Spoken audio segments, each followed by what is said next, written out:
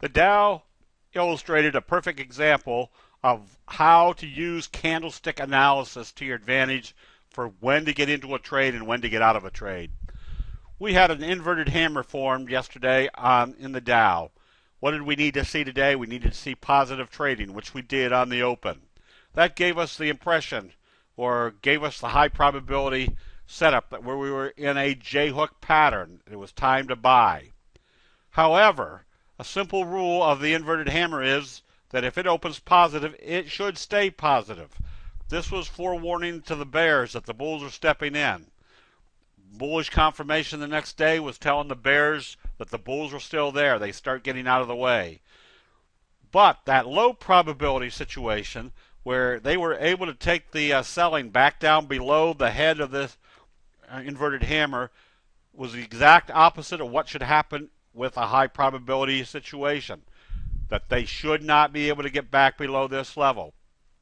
In that case, when that was observed, that told us any buying that had been done today, those positions should stay strong, or should have stayed strong, or they needed to be closed out right away.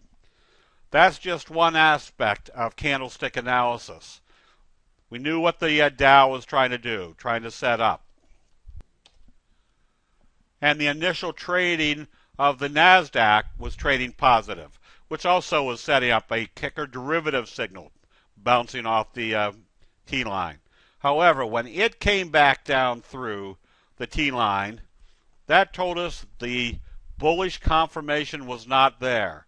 That was an immediate signal or an alert to say if you've got any week-long positions, start closing them back out and cut your losses short or hopefully break even.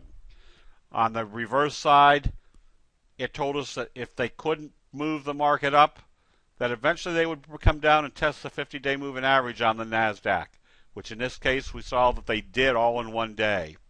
This was more impetus to show that if there was no weakness in the NASDAQ and the Dow was starting to sell off, that there was still more downside, especially with the stochastics possibly curling back up, but the selling was not going to allow it, that you should be in some more short positions.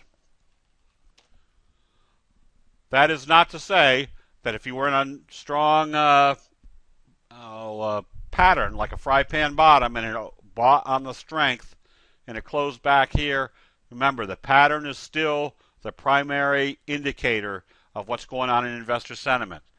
Although it was a bad day, that did not negate the pressures that are building up in a fry pan bottom.